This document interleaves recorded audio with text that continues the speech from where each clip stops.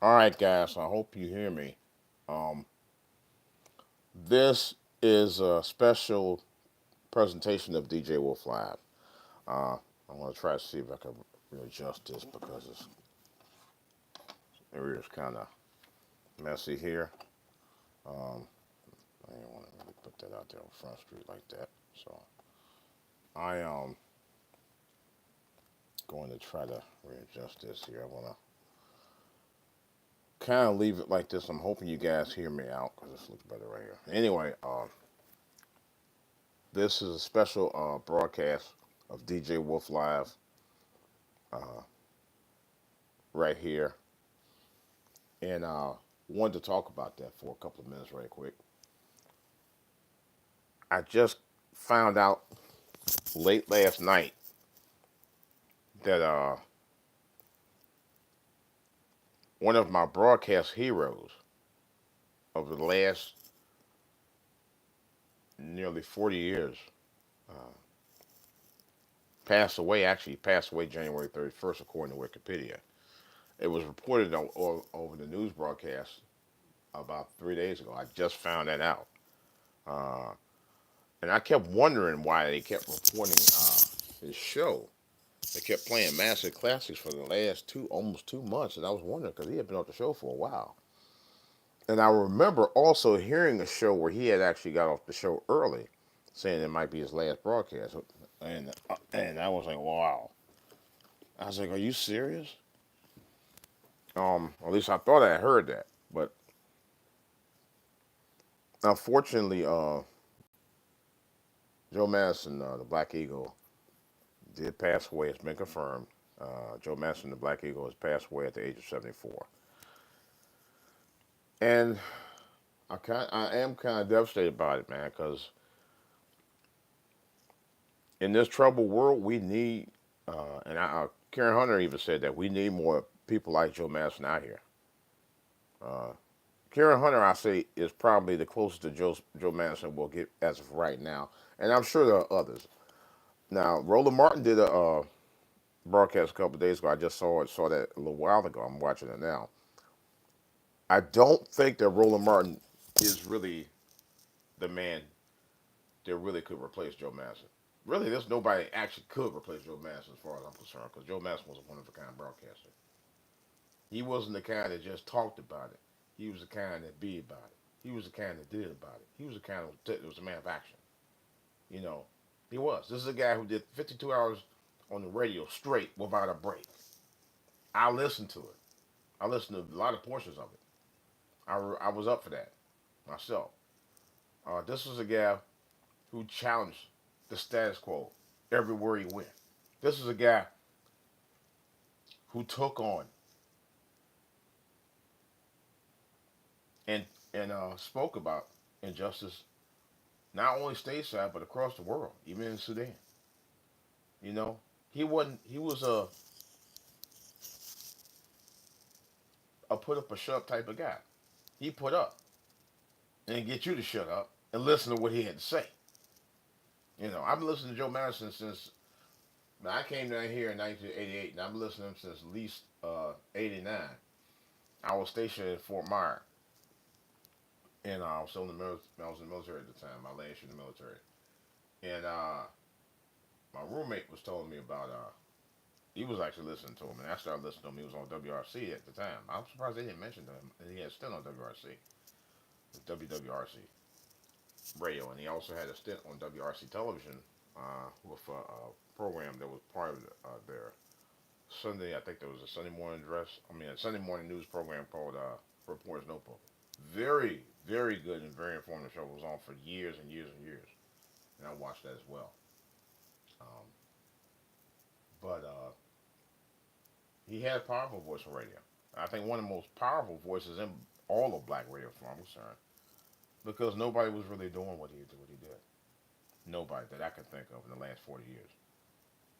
You know, not Sharpton, not Roland Martin. I would kind of say Mark Thompson. Mark Thompson one time was on fire in terms of his broadcast. He shut folks down. I listened to him too. He might have been the closest, but I don't hear him that much on the radio anymore,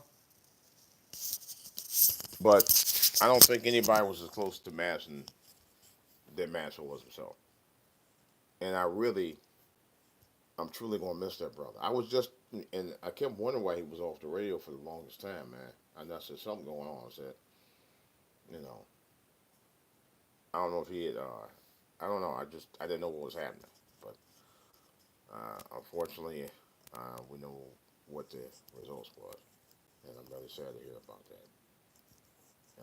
The irony of it is, it was January of 2019 that I found my own father had prostate cancer. Well, actually, I found a year before that. A year before that was actually January 2018 uh, when he revealed to me he had prostate cancer, and which was 6 years ago.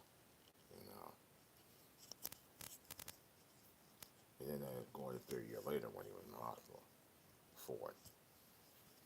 And unfortunately, he succumbed to it 6 months later in 2019 at the age of 76. You know, so, but guys, fellas, get it checked out, man. Joe Madison often talked about that too. You know, he talked about getting checked out. He was one of the reasons why I eventually ended up getting checked out myself several years ago. You know, which I still do.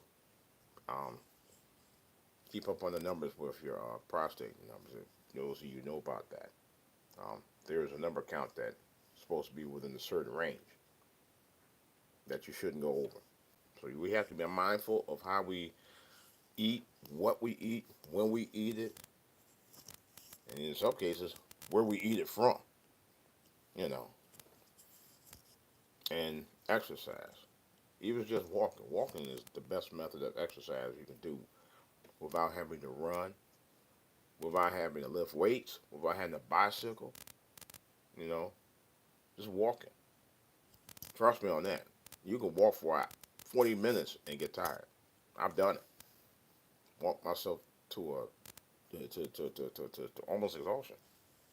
Yeah, you can do that easily and be out of breath. Seriously. Um, but he was a motivator, and like I said, originator, motivator. And I don't think they'll ever be duplicated.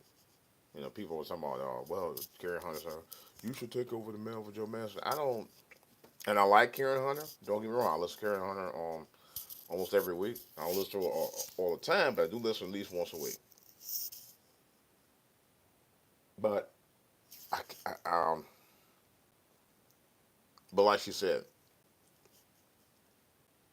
we can all take them out for what Joe Madison did and run with it because his motto definitely was and is, um, what you gonna do about it. He said everybody can do something. You know, one of my favorite lines from him is, "Put it where the ghosts can get it." Because you put it out there where the ghosts are, the ghosts gonna take, they're gonna run with it.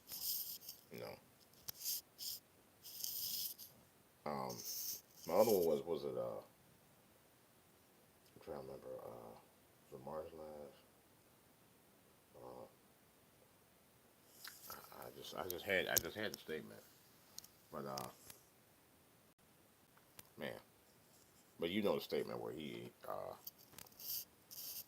talks about the way we're treating this country because we are marginalized in this country. We still are, you know, and it's an uphill battle to try to fight that, you know. But we do need the Joe Madisons of the present and the future to come aboard, man, and take the mantle over for what this great broadcaster and civil rights activist did. Uh, do you know he ran to the NAACP uh, one time at the age of 23 in Detroit? And I don't remember if it was a national chapter or not, but I know in the local chapter in Detroit he ran it. And he was in his 20s. So y'all young people can't say, "Oh, I can't do it." Yeah, you can. If he did it, you can do it. Al Sharpton was a pastor at the age of 10. Okay, all right, that's another example. Don't tell me you can't do it. You can. You know. These guys went out in the forefront when they were young, young. Okay, but like you said, everybody can do something, man. I've been broadcasting on my channel for since 2008, and I still talk about all different kinds of subjects. I talk about music, I talk about politics, I talk about sports, and I do talk about things involving addressing issues of the black community all the time.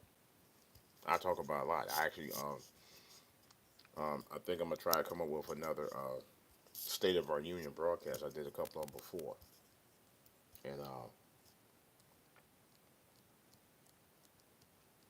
this, this, but this, like I said, this is a hard road to toe, man.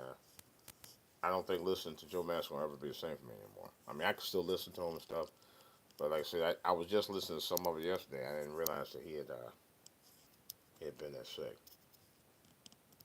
You know, I knew he had prostate before. He had overcame it, but apparently it must have came back on him. So, but I'm really uh, want to give a shout out to the family, man, for Joe Madison. I really, truly was a big fan of his since 1988.